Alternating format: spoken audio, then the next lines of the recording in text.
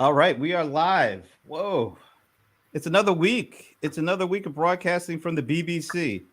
Not that BBC, the Brent Broadcasting Channel here. And it is, Brent Leary. And this is cool because my first guest of the week is someone I can't believe. It's been like a decade since I met Katherine Kostereva from Creatio, who's the CEO and founder. But back when I met Katherine, the company's name was actually BPM Online. And the reason that I met her was because her company won the very first year of CRM Idol, which was Paul Greenberg, me, Esteban Kolsky, and a bunch of us were really interested in finding CRM companies that we hadn't heard of before. And we wanted to hold a contest because there was a lot of like CRM company talent out there. And we usually get a chance to talk to the big guys. And we were like, why don't we do a contest where we get a chance to have companies that we really haven't had a lot of time to check out? Why don't we have them, participate and gives us a chance to see what other kind of CRM companies are out there, and we'll make a contest out of it. And so the very first year, I think we did a European one and a US one, and BPM Online won the European CRM Idol the very first year, and that's where I met my very first guest of the week, Katherine Kostereva. So, Katherine, it's really great to see you again. Excited to be here, Brent. Thank you for having me. Remember those old times with the CRM Idol? I mean, that was you guys did a great job with that. Of course, you won, but it was fun because we got a chance to see and meet companies like yours that were doing interesting things that hardly ever got the spotlight. And so it was great to have BPM Online be a part of that, and it was really great to see you guys win. Thank you, Brent. That was a long time ago, like 10 years ago. 2011. You're right. Yeah. 2011. 10 years ago. Unbelievable. So some things have changed in the last decade, of course, including Definitely. the name of the company, right? The name of the company has changed. You're now Creatio, right? Yes, we're now Creatio, and we renamed 1.5 years ago. Nice. And that was pretty smooth, wasn't it? What do you think? I believe we spent almost a year getting ready to this renaming event to change BPM Online to Creatio, and then this one day jumped off the plane. That's right. Yeah, just renaming. Talk about this. Where did the idea of kind of doing this, jumping off the plane to broadcast the I can tell you. Yeah, I can tell you. There is a whole story about it. Like we were sitting together with our executive team and discussing. We need to do something really, really special with this renaming. We want everyone to remember us, and we have this guy from Australia. Who actually relocated to Boston. We moved him from Australia to Boston, Alex Donchuk.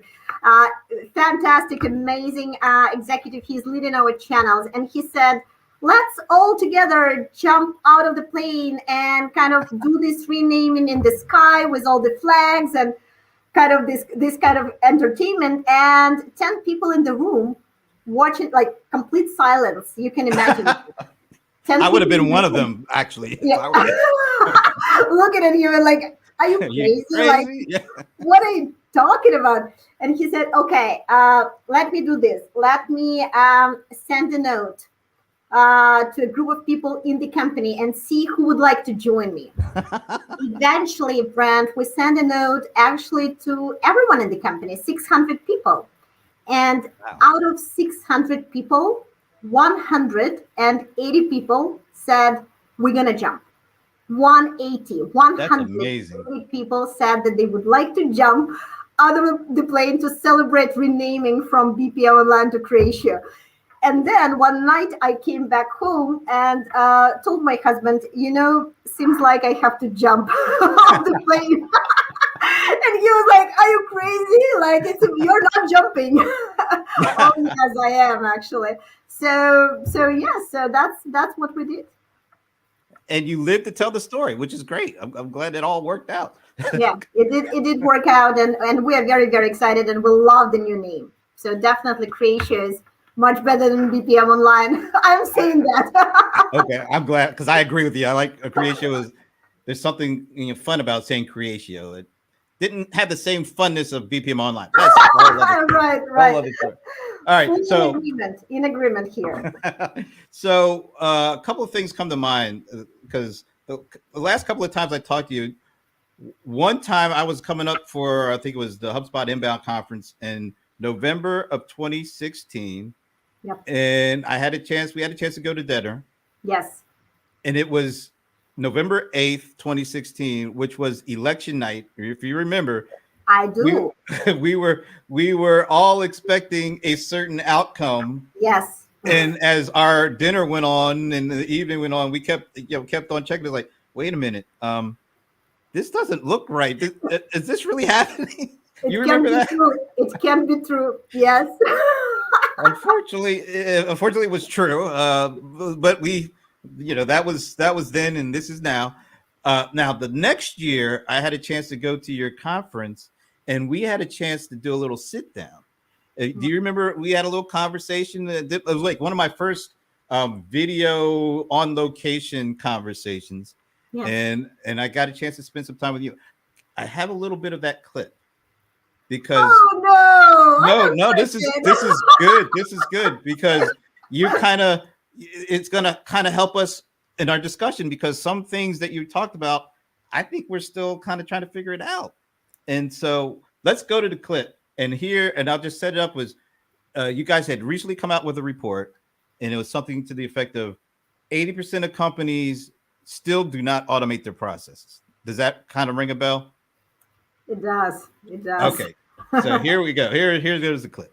Small business has about 100 processes involved in their business.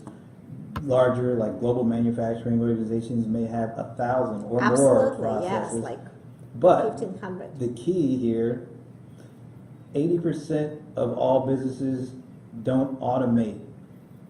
Yeah. So why, we're in 2017, there's so many processes. You just talked about this execution, need to be good at executing strategy. Yeah.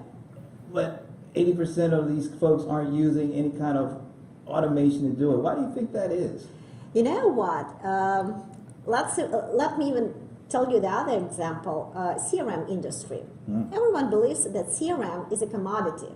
Would you agree? Like everyone says, CRM is a commodity. Yeah. We have so many customers that have never had CRM in their organizations. Wow. They still use spreadsheets.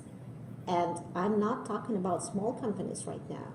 I am talking about mid-sized, large organizations that use Outlook or spreadsheets or Lotus Notes for managing their customer relations. And you're asking me about the processes and about artificial intelligence. Look at the commodity thing, which is CRM, which is customer relations. Okay. 4 years ago, Yes. 80% of companies weren't automating processes. It sounds like a lot of companies weren't using CRM. All right, so we're in 2021 now. Where are we with these kind of things? Where are we with automated processes in the enterprise? Where are we with companies using CRM? And I'll even throw in a little more wrinkle. Has the pandemic done anything to accelerate process automation, CRM use? Yeah. And you know, Brendan, the SaaS market is crazy these days, right? Growing very, very fast. Everyone is growing very fast because automation is definitely required, and digital transformation is a part of every business strategy. What is amazing these days, honestly, is how the market is being reshaped. So what I see today on the market, and honestly, I didn't see a lot of it 4 years ago when we talked last time, is low-code and no-code disruption that is happening on the market. Let's look again. You love talking numbers. I love talking numbers. Let's talk some numbers. 1.7 billion knowledge workers in the world. All of them use at least one piece of software, at least one piece of software. For example, in the banking industry, one knowledge worker would use at least 10 pieces of software, right? So the demand for software apps is like huge. Um, uh, Another number is 500 million apps to be built within the coming few years. The question is, how can we satisfy this demand? And actually, low code, no code is the answer to this question, because in Creatio and many other peers in the industry, we strongly believe that low code, no code, that is what will reshape the market and actually give tools to knowledge workers rather than IT experts to automate their processes. So the penetration, thanks to this technology, the penetration of business process automation and software apps is going to be much, much higher within the coming years. We all going to see that. So the answer to the lack of process automation, do you think is having these low code platforms to help regular folks be able to kind of do it without having to go get help from IT folks? And that's what we see every day. That's what we see with our Creatio customers, right? Marketeers, sales reps, operations, they automate their processes using low code, no code tools without IT help, without IT experts. And why that? Because it's a huge shortage of IT experts in the world, right? So altogether, there are how many? 100 million IT experts in the world, with 25 million coders, software developers. So that's the number, and 1.7 billion knowledge workers that need actually their work to be automated. How is it possible? The answer is there is no other way but but to give those tools to actually those knowledge workers who are going to do the automation. So that's kind of a challenge, and that's when I say reshape it, the market is being reshaped, and the market is being disrupted, by the way, by the low code, no code technology, because there is no other way to satisfy the demand, and the demand is huge because everyone needs those apps to automate their business processes. Yeah, one of the things that people talk about a lot, and it's getting a lot of attention, and rightfully so, I think, is this RPA. And so you talk about low code, no code, you talk about RPA, and then some people you have RPA, then you have intelligent process automation, because sometimes it kind of gets confused a little bit with certain folks. But how does all of this work together? How does low code, no code, and RPA and IPA, how does that all work together to actually help regular business folks? Okay, so let's talk about the low code, no code market in general, and then about RPA as a part of it. Okay. So the market in general today is like $20 billion, maybe, the global low code, no code market, with the prediction to get to $200 billion in 8 years from today. So the growth rate is unbelievable, like one of the highest growth rates on the software market, actually. The market currently is defragmented, although segments are starting to be shaped, right? So different segments are appearing right now. RPA is one of those segments. Spreadsheet-like applications, like Smart Sheets, for example, or Airtable, would be another segment of low-code, no-code apps. Another segment would be API integrations, like Zapier, for example. Another example would be BPM, low code, no code, like Creatio, for example.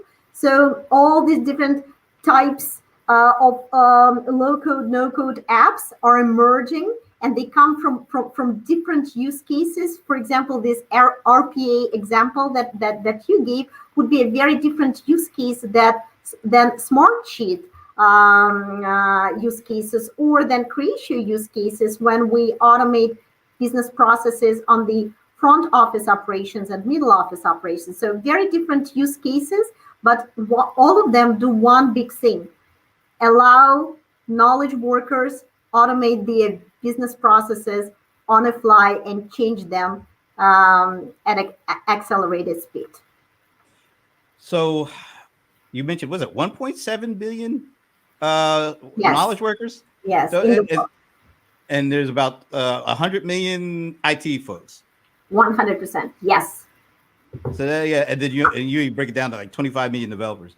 So Yes. we're talking like a serious magnitude of 10 to 20 knowledge workers per tech people. That's pretty bad when you think about it, because all the knowledge workers, they're the one that coming up with the ideas for how they need to do their work better and more efficiently and things of that nature. And part of those knowledge workers are folks working in customer engagement, customer experience, CRM. Yep. Yep. So how do you see those kind of folks being able to leverage this low code environment in terms of customer experience and customer engagement, things of that nature? Oh, would love to talk about that. So, what are the standard use case for Creatio? Our customer can choose Creatio just for one single small business process with, I don't know, 20 people involved into this process. They build this, let's say customer onboarding. Customer onboarding is a great example. So they build customer onboarding process on our platform, and then they start expanding it inside the organization. So those knowledge workers, who we call citizen developers, citizen developers, they take our app and they start using it for multiple different processes. Lead management, lending, if it's financial services, debt collection,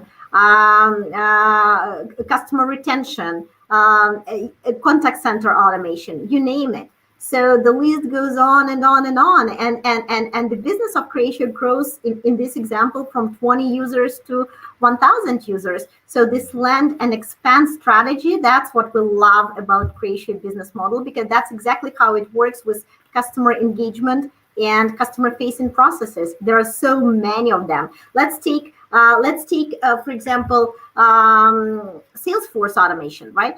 SFA piece. There are so many different types of sales processes: direct sales, enterprise sales, transactional sales, channel sales, field sales, like all these new types of processes. And then when we take one of them, let's say channel sales would be reference agent sales or integrator sales. So all of that are different types of business processes that need to be automated somehow. And this is not a rare situation, Brent, when we come to the organization. And that's actually what I meant when we talked 4 years ago, when we come to the organization and they have 1 or 2 or 3 or even 5 processes automated, but they have other 5 processes that haven't been touched yet and they need to be automated. So that's what I'm talking about. Like, let me put it this way, Brent.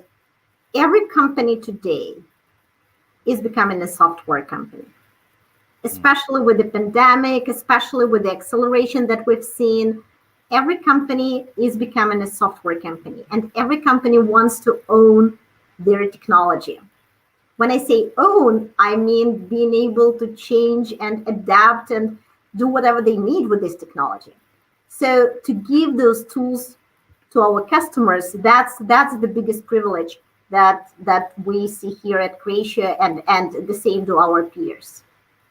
All right, so let's talk about how the pandemic has kind of shaped that new approach that you're seeing your customers and other businesses take with, let's say, with respect to digital disruption, digital transformation, Sure. and accelerating the adoption of low code, no code, RPAs, and all that kind of stuff. But before we do that, because before we came on, you told me something. I was like, wow, this is really. So you said, and we've been in this pandemic for over a year at this point. Yes. And you said that every day since the beginning of this pandemic that you have gone to the office to work. Yes. Why was that so important for you to go into the office? Why, like the whole world was freaking out and staying at home and bunkering and hunkering down. You were going into your office. Talk a little bit about that. Why was it so important for you to do that? Okay, and probably for Bostonians, you recognize this red brick wall behind me, which is the seaport area of Boston, and that's where actually Creatio office is located. I'm one of those crazy persons that loves working from the office. I just I'm so much more productive and efficient when I work from the office. Like I love the vibe of the office. So we've got a small group of people who have more or less the same attitude as I have.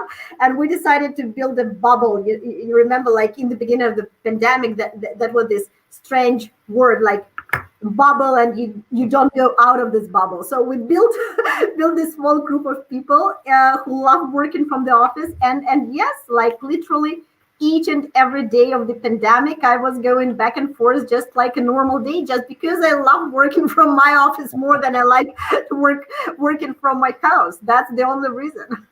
That is really you're the only person I think I've heard that said every day. It's really striking to me, and it sounds like it's worked for you. You have other people in the office that do it too, so that's great. But that's a small group of people, really. That's a very we all try to be as safe as possible. So that's a small group of people. We keep it small, but yes, but we love this approach. Yes, each and every day of the pandemic, we've been working from the office. Nothing wrong with that, and apparently it works, so that's great. But now let's talk a little bit about like the impact that the pandemic has had on your customers. Talk about how, you talked about before, 4 years ago, 80% were not using process automation. When the pandemic hit and everything kind of had to shut down, and people couldn't even like shop for groceries the way they used to, and that means the companies that were used to getting the groceries in the store, they had to find a different way to get their stuff directly to the customer. So everything just changed like overnight. What impact were your customers telling you about the impact they're having on their business due to the pandemic? And what kind of changes did they need you to help them with due to the pandemic? Yeah. And everyone's been talking about that for many years before the pandemic. The only thing that happened, what really changed during the pandemic is this amazing acceleration of the technology penetration, because everyone actually talked even a year ago that every company should be a software company. Every company is becoming digital native business, a software company. So everyone's been talking about that, but it took a lot of time to get to this point. Many companies got to this point even before the pandemic, and now they thrive. And many of them trying to catch up during the pandemic. And the conversations I had, Brent, with our customers, one amazing customer told me,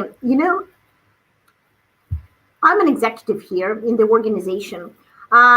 If my boss asks me about my people, like what's going on with your team, who is owning your team, who is responsible for your team, I am responsible for my team. Doesn't matter how many people I have in my team. If it's 5 people or 1,000, I take full responsibility for my team.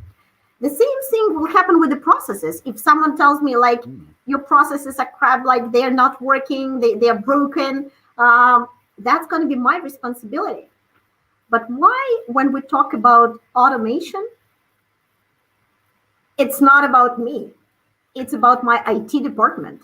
Why everyone is talking about the IT, and that's their responsibility, that automation is not working and business processes are not automated, right? So that's kind of a challenge and dilemma, if you will, that I've been observing and heard for years from our customers. And the outcome from this conversation is, I want to own my software. I want to own my automation as business. As business, I want to be owners of our processes being automated, of all the operations being automated. I need to own it. And again, these low-code, no-code technology, that's what is helping to reach this goal. And that's what we've observed during the pandemic. People doing their best and trying their best to automate those processes as fast as potentially possible. But at the same time, let me mention that the role of IT is even becoming more important, because all the governance, all the admin, all the security, all the infrastructure questions, all the digital ecosystem and interconnection between all the different apps which are used in the enterprise, that's the responsibility of the IT people. So their tasks are becoming even more important and more. They need more skills to be done. What about the attitude towards AI? Because 4 years ago, I didn't have the clip lined up for this, but 4 years ago, you talked about how you thought AI would be an accelerant to the adoption of process automation and things of that nature. Have you seen that? Did AI have that impact? And have you seen any additional impact that AI may be having because of what the pandemic forced us all into? Yeah, that's a great question. Um, you know what? One thing about AI that we all need to understand, that in order AI and machine learning algorithm to work, they need a lot of data. We need to gather a lot of data first. So what we observe, I can tell you what we observe with our customers. Those customers who've been using this software for some time and they have all this amount of data needed, they get huge benefit from AI and ML. For example, lead scoring, all the algorithms related to opportunity scoring, recommendation algorithms. It all works fantastic. Case scoring as well, and case routing as well. So these are great examples that our customers are using. But I can tell you, the bigger the organization is, the more success we see with AI. Why that? Because of the amount of data. And so, with more things being digital because of the pandemic, because before, I always like to use this example. People used to go to the grocery. Well, they're starting to go back now. But at the beginning of the pandemic, people could not were kind of afraid to leave the house, Right. so they weren't going to the market. So a lot of instances when people would traditionally go to the market, some of them would use cash, and they would just buy things and pay for it in cash, and there was no real personalized transaction that said, I bought these items and I used my credit card. I just used cash. So a lot of these transactions were non-digital to a certain extent. But when they had to start getting online groceries and groceries delivered, there's a footprint now. There's a digital transaction. There's actually a transaction of their food getting delivered.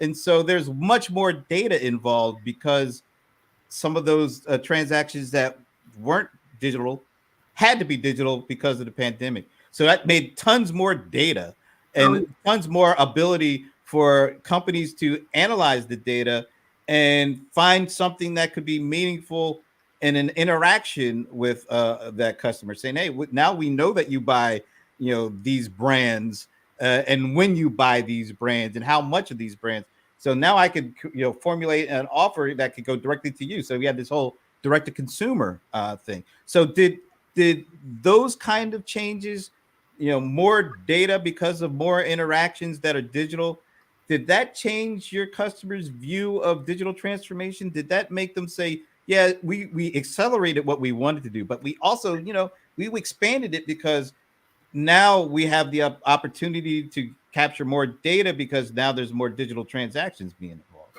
Yeah, absolutely. Yes, absolutely. That and I can't agree more with what you just said, and we observe it a lot as well. But at the same time, Brent, the pain that we observe is those business processes that just haven't been automated yet, that had been manual for many years, and when the pandemic hit, they just were not automated, period.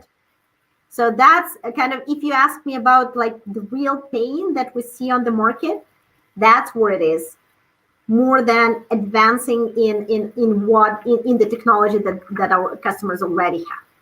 So did you see your customers who are already automated? Did you see them be able to take full advantage of the new dynamics in the market because of the pandemic versus the folks who were hadn't even automated and they got even further behind because now they got to get automated before they can even do some of the things that we're just talking about? Yeah, that's actually how competition works. And I can tell you, again, I had a call with an amazing customer last week, and he showed me the system. And first of all, that it happens very often with Creatio. First of all, I literally couldn't recognize the product because they redesigned it, they created their own stuff.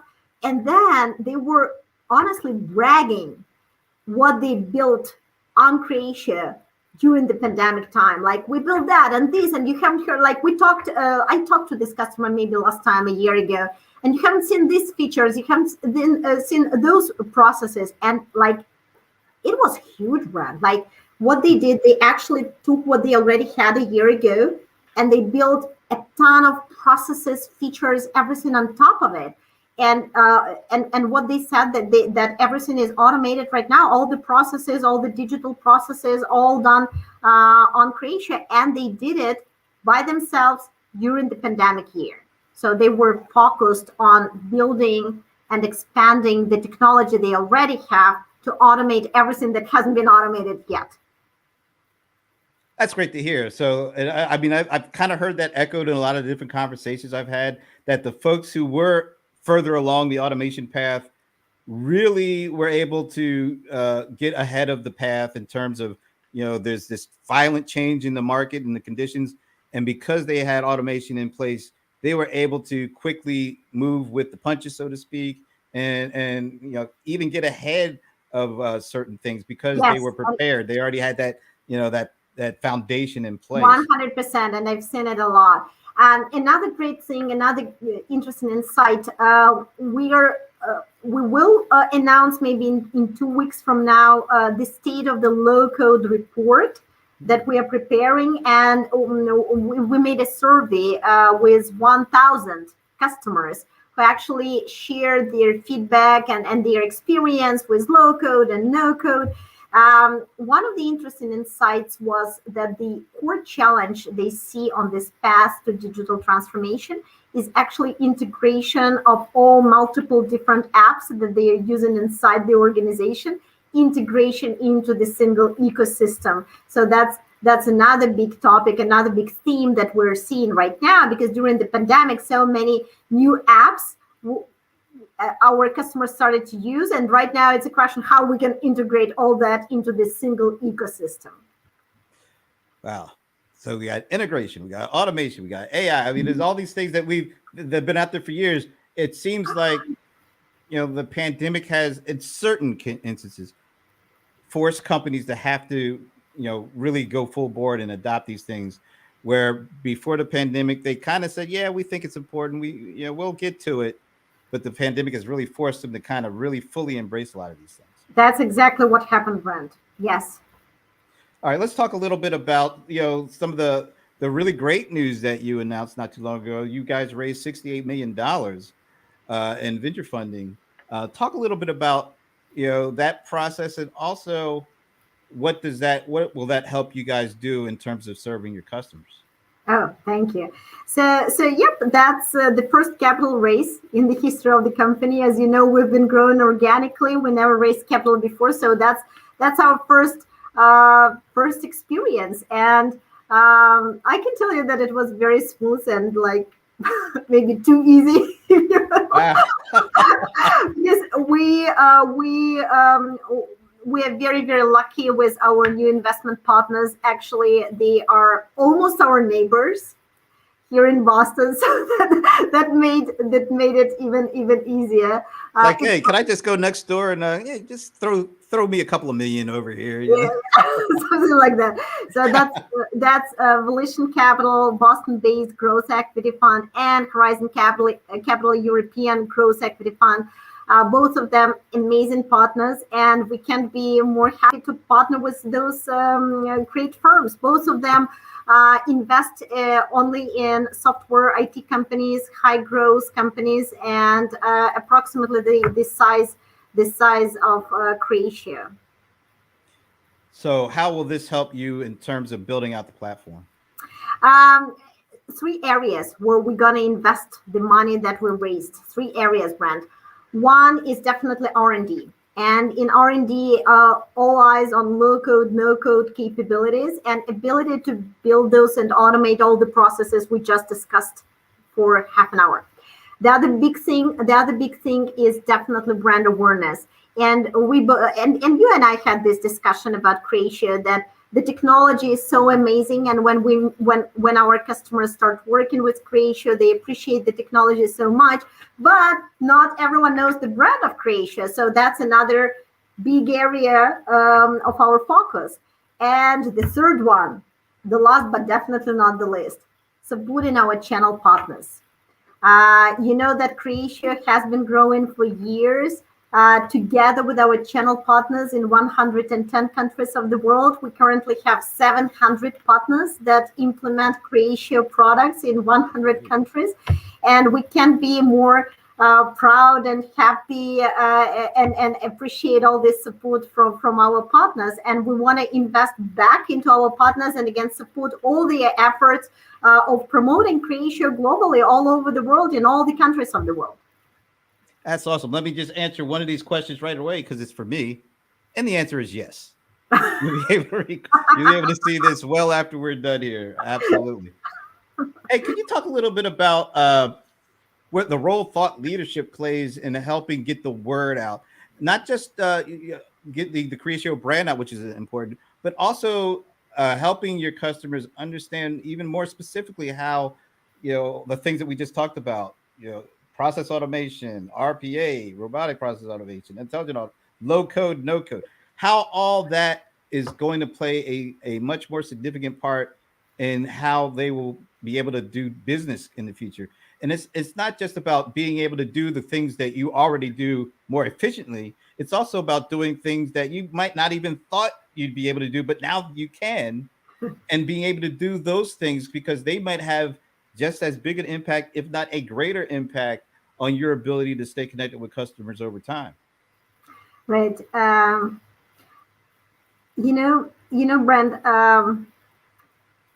when we work with enterprise customers, there is always this stage of proof of concept when they want to see the product in action and build their own processes on this product. And historically, we've been taking some time, and again, our rivals took some time to build these processes on the platform. What we love to do right now is just to give the platform to our customers and say, hey, let's do this proof of concept right now with your own hands, without any trainings, any certifications. Take the product and start building. And that's the beauty of low code, no code. When you see this magic of automation of your own processes, and sometimes very, very complex processes on the platform, just from scratch, being citizen developers, not being coders, not having special certification, but building and automating their processes from scratch using the platform. And honestly, I do believe that this is the best educational work that we can do, just showing this in practice, showing this magic of the no-code technology live. Like you take it, you build it, and you start using it without any, like we do a lot of ebooks, we do a lot of definitely the state of the low code report and conferences, and we love this part as well. But this magic when you take the product and you really build things by your own on the product right now without any certification or education, that's where the magic is really is. Nice, very nice. All right, so last couple of questions here. Kind of one that's more, what you've learned about yourself during the pandemic. Mm-hmm. What have you also learned about your company during the pandemic? And also, what have you learned about your customers? Okay. Do you mind if I start with the company? Because again, as you know, my association with the company is so strong. It's that honestly, when I talk about myself, I almost talk about the company because I'm very much related to Creatio, of course. We have a fantastic, unbelievable team, Brent. And I can't be, and that's from the bottom of my heart, I can't be more proud of the team of Creatio, because people, like, especially when all this started, we immediately started talking to the team very, very often. Every week we had a hands-on, all hands meeting starting April, like every week, all hands discussing what's going on the market, what we can see, and people feeling scared, and I felt scared as well, like everyone. And I said that we're gonna do everything possible and impossible to keep the team, to have zero lays off due to the pandemic. And that's exactly what we delivered. And that's exactly what the company delivered. But what the team did, actually, they started working so hard. And when the pandemic hit, I can tell you for sure that the team of Creatio, 600 people that we have at Creatio, everyone's been working much harder than before the pandemic. And again, I can't be more grateful and more proud. And I appreciate it so much because everyone understood that we need to work really hard to get through it all together without losing a single team member of Creatio. And that was very, very important to everyone, to myself, and to everyone on the team. Do you want to talk about specifically a lesson learned or about what you've learned about your customers? Oh, sure. I'd love to talk about the customers.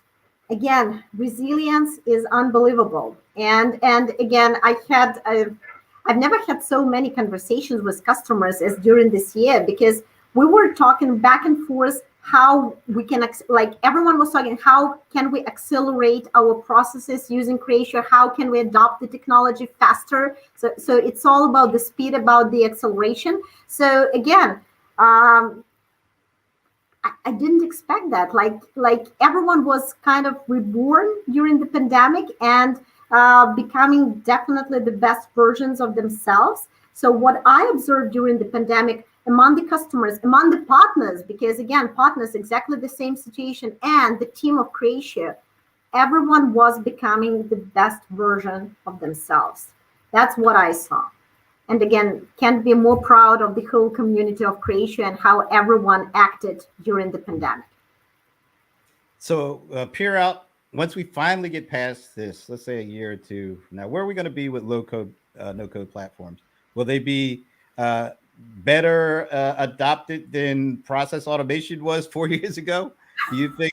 Do you think they actually will play a role a role in accelerating adoption on top of what the platform is going to be about? 100%. And the only reason, like again, I want to circle back to this number: 500 million apps that need to be built within the few years, and 25 million software developers. There is no way that this demand can be satisfied only by software developers. Like, it's just impossible. No way that it will be done in a traditional way. Low code, no code is a new way of automation. And that is why what I strongly believe at, and actually that there is another interesting analytics from Gartner: 65% of enterprise software by 2024 will be built on top of the low code, no code platform and will use the elements of low code, no code. So that's definitely the market disruption, enterprise market disruption that we're seeing. And Creatio is very excited to be a big part of this disruption and the market change. And where can people learn more about what you guys are doing at Creatio? www.creatio.com.